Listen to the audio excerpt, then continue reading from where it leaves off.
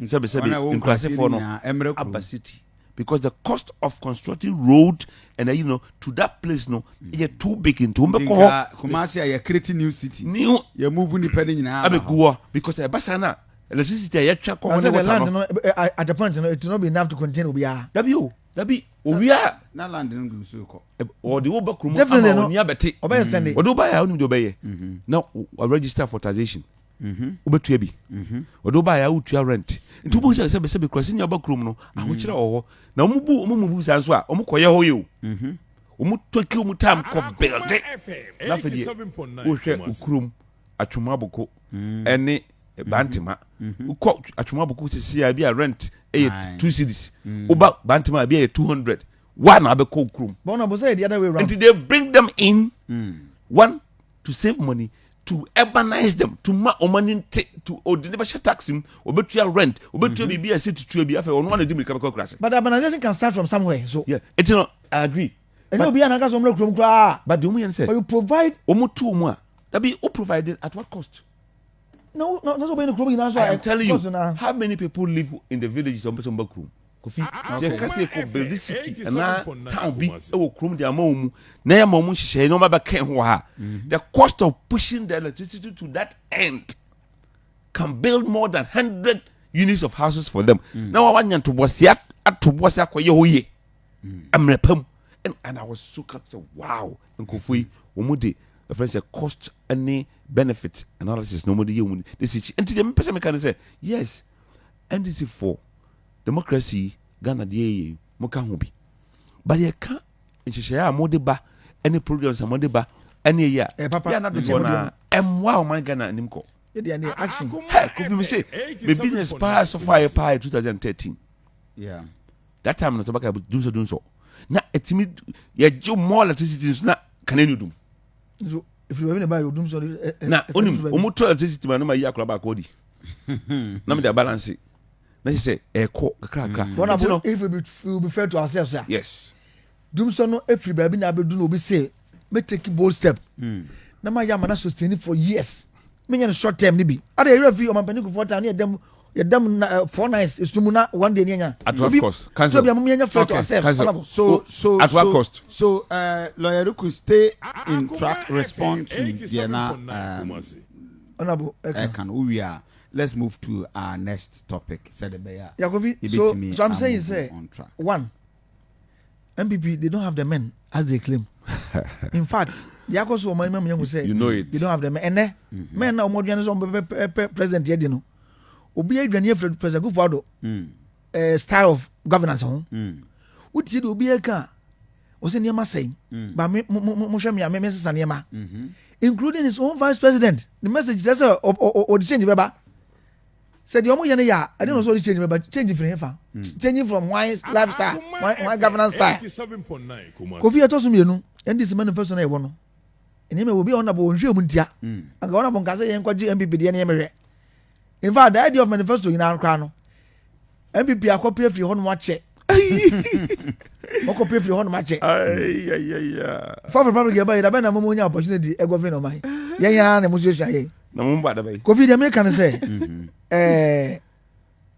the ekoso o mai o mai bia Kofi say ubetimi asesa oniema this rule of law o uphold this abandon kasa e demonstrate this we discipline 87.9 Kumasi pasa no a law enforcement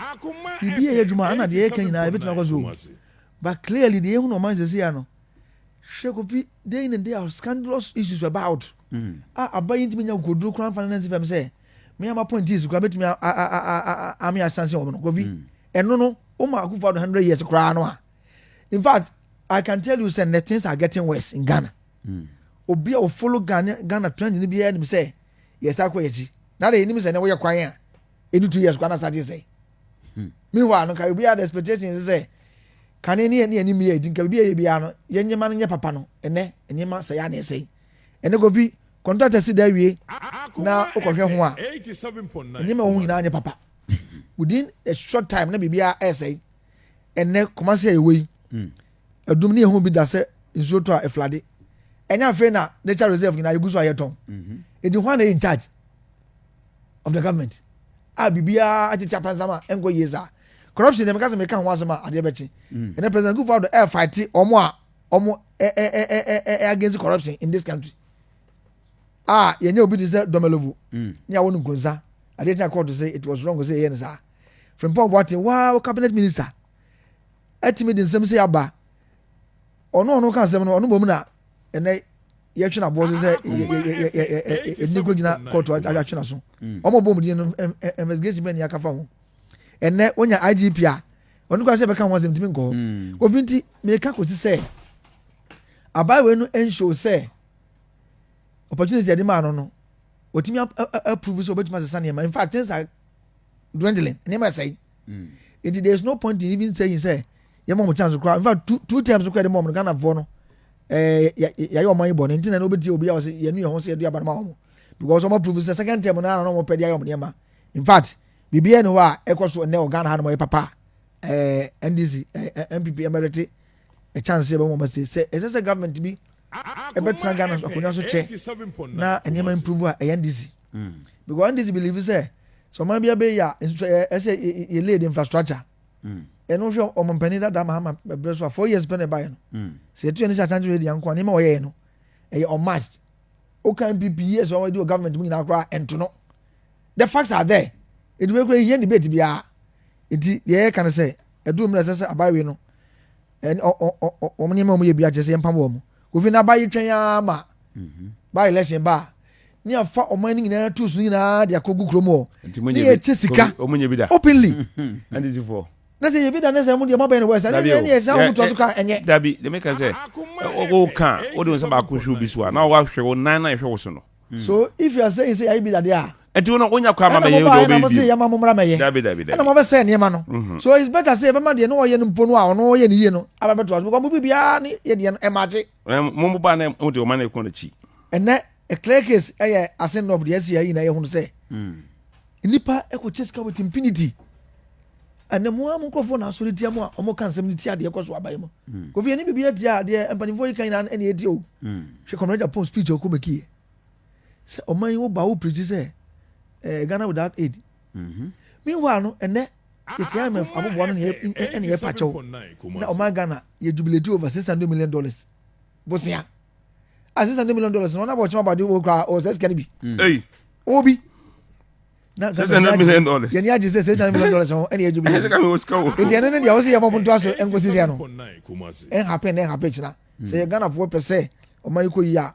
obi o mpani dada Mahama ko dua ne project we ye nyina akagro mu ese kwa ko afari hospital ko fi such an edifice abayi edis kasa sa se meye engo sisi ko kumawu